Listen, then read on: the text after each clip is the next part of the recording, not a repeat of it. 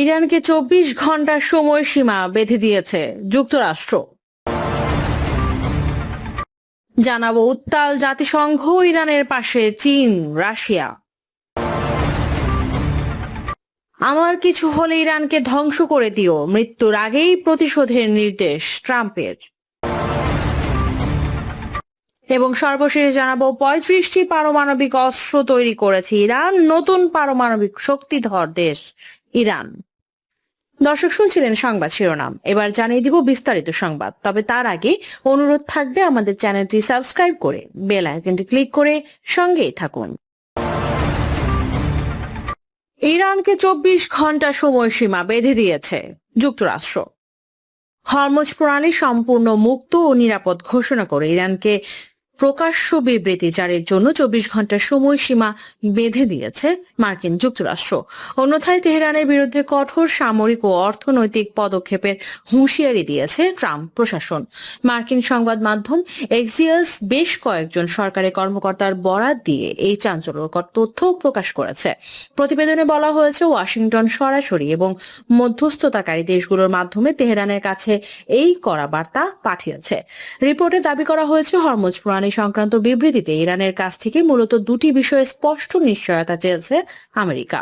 প্রথমত, ইরানকে প্রকাশ্যে ঘোষণা করতে হবে যে বিশ্বের যে কোনো দেশের পণ্যবাহী জাহাজের জন্য এই আন্তর্জাতিক জলপথ উন্মুক্ত এবং যাতায়াতের জন্য আলাদা কোনো অবৈধ শুল্ক বা কর দিতে হবে না। দ্বিতীয়ত, হরমুজ প্রণালী দিয়ে যাতায়াতকারী কোনো বাণিজ্যিক জাহাজের ওপর আর কোনো ধরনের হামলা চালানো হবে না, এই প্রতিশ্রুতি দিতে হবে।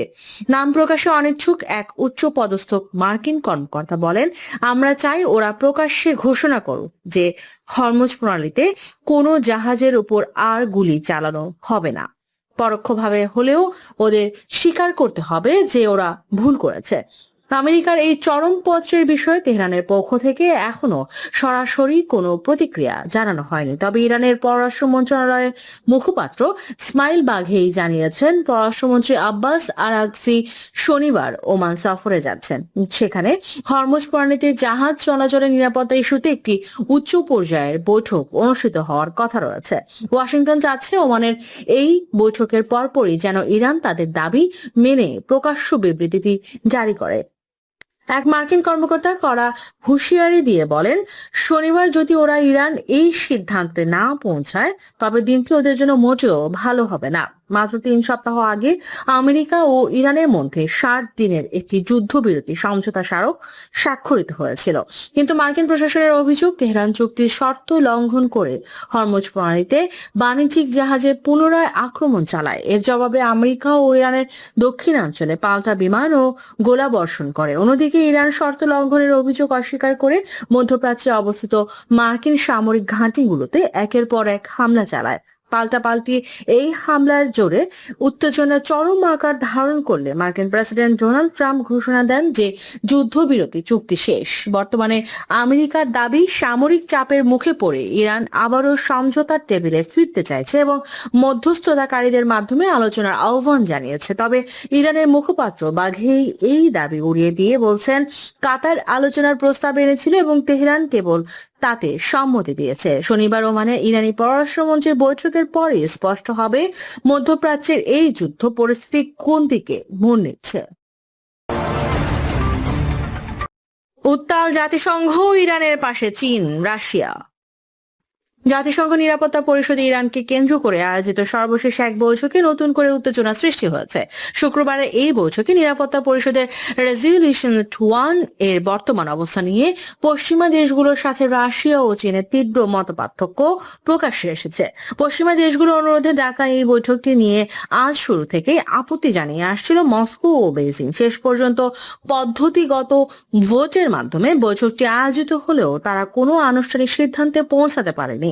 মূলত পশ্চিমা দেশগুলোর দাবি ছিল নিরাপত্তা পরিষদের ইরানের পরমাণু কর্মসূচি নিয়ে আলোচনা করা। তবে রাশিয়া ও চীন কঠোরভাবে এর বিরোধিতা করেছে। তাদের যুক্তি অনুযায়ী 2015 সালে স্বাক্ষরিত পরমাণু চুক্তি বা জেসিপিওর সমর্থনে গৃহীত রেজলিউশন 1 এর মেয়াদ গত বছরের 18 অক্টোবর আনুষ্ঠানিকভাবে শেষ হয়ে গেছে। ফলে এই রেজলিউশনের আওতায় ইরানের পরমাণু কর্মসূচি নিয়ে আলোচনার কোনো আইনি এখতিয়ার এখন আর নিরাপত্তা পরিষদে নেই বলে তারা সাফ জানিয়ে দিয়েছে।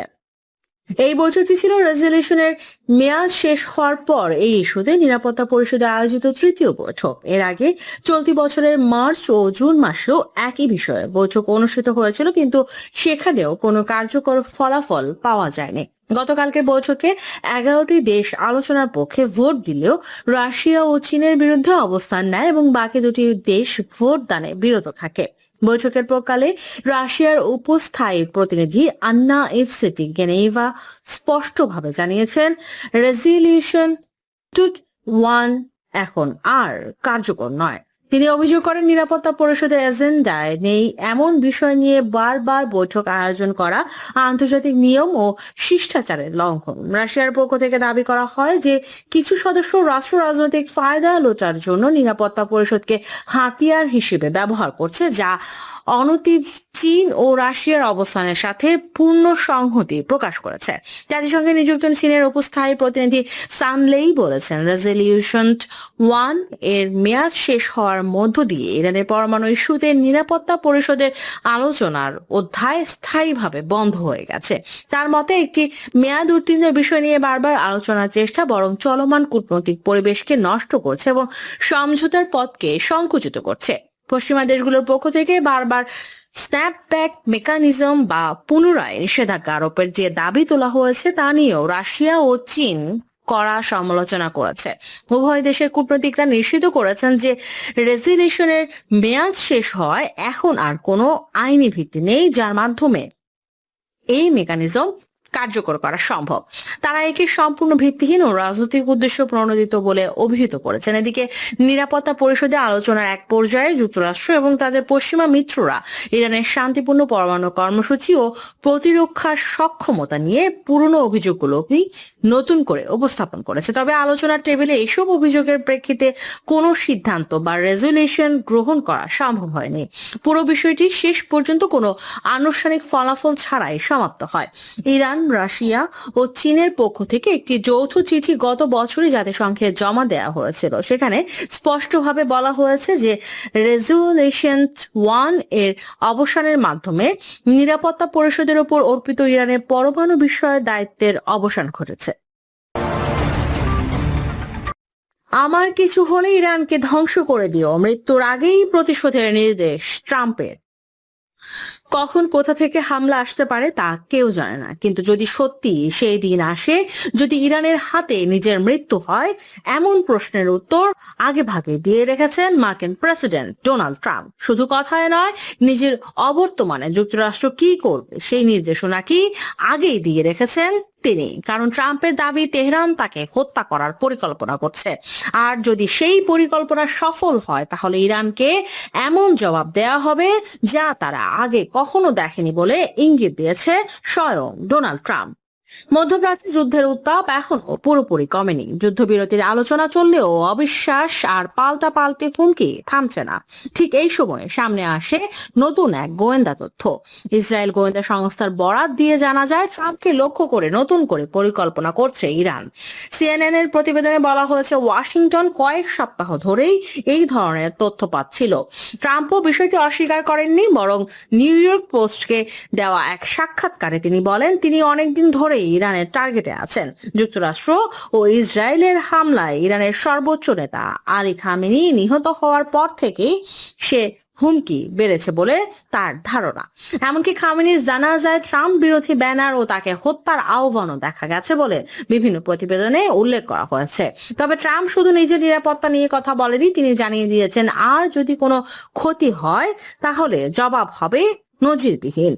তার ভাষায় ইরানের ওপর এমন হামলা চালানো হবে যা তারা আগে কখনো দেখেনি। ট্রাম্পের দাবি এই সংক্রান্ত নির্দেশনা ইতিমধ্যেই সংশ্লিষ্ট মার্কিন কর্তৃপক্ষের কাছে দিয়ে রাখা হয়েছে। সাক্ষাৎকারে নিজের স্বভাবসুলভ ভঙ্গিও ধরে রাখেন তিনি।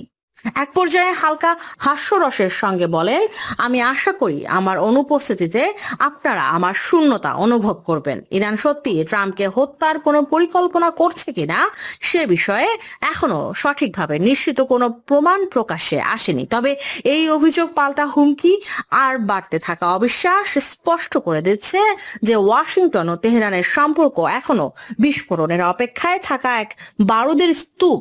একটি ভুল সিদ্ধান্ত বা একটি বড় হামলায় আবার পুরো মধ্যপ্রাচ্যকে নতুন সংঘাতের দিকে ঠেলে দিতে পারে। আর সে কারণেই ট্রাম্পের এই বার্তা শুধু ইরানের উদ্দেশ্যেই নয়, পুরো বিশ্বের জন্য একটি সতর্ক সংকেত হয়ে উঠেছে। 35টি পারমাণবিক অস্ত্র তৈরি করেছে ইরান, নতুন পারমাণবিক শক্তিধর দেশ ইরান। যুদ্ধের মধ্যে কি 35টি পারমাণবিক অস্ত্র তৈরি করে ফেলেছে ইরান? তবে কি যুদ্ধের ময়দানের সকল চিত্রই এবার বদলে দেবে তেহরান?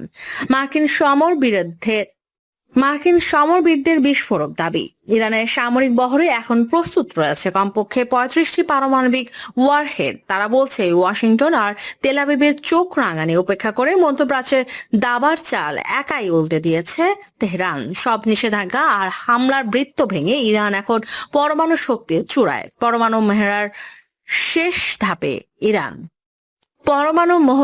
শেষ ধাপে ইরান দীর্ঘদিন ধরে ইরানকে অবরুদ্ধ করে রাখার সব পশ্চিমা চেষ্টা ব্যর্থ হয়েছে।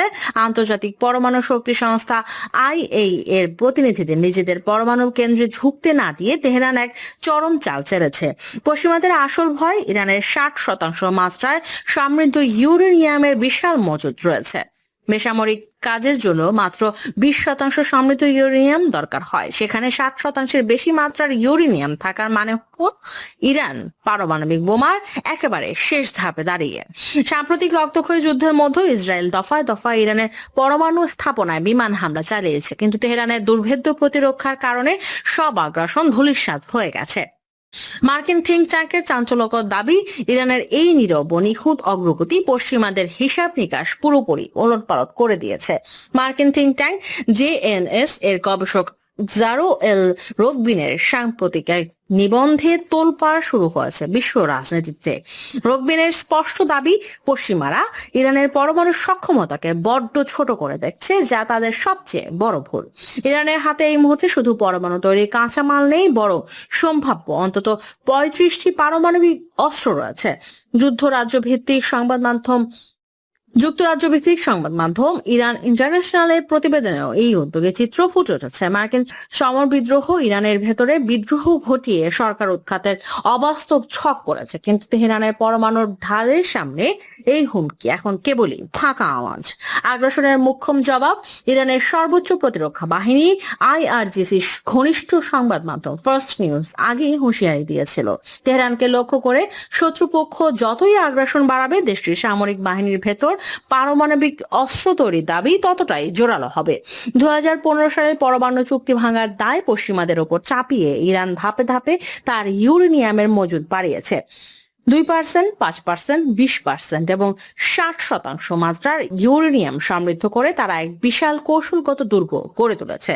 যখন মার্কিন কেন্দ্রীয় কমান্ডো ও ইসরায়েল মধ্যপ্রাচ্যে ক্রমাগত যুদ্ধবিরতি লঙ্ঘন করে উত্তাপ ছড়াচ্ছে, তখন ইরান নিজের সার্বভৌমত্ব রক্ষায় চূড়ান্ত জবাব দিতে প্রস্তুত। যুদ্ধের ময়দানে নতুন পরাশক্তি 35টি পারমাণবিক অস্ত্রের এই হিসাব যদি সত্যি হয়, তবে মধ্যপ্রাচ্য মার্কিন ও ইসরায়েল আধিপত্যের চিরতরে অবসান ঘটাবে।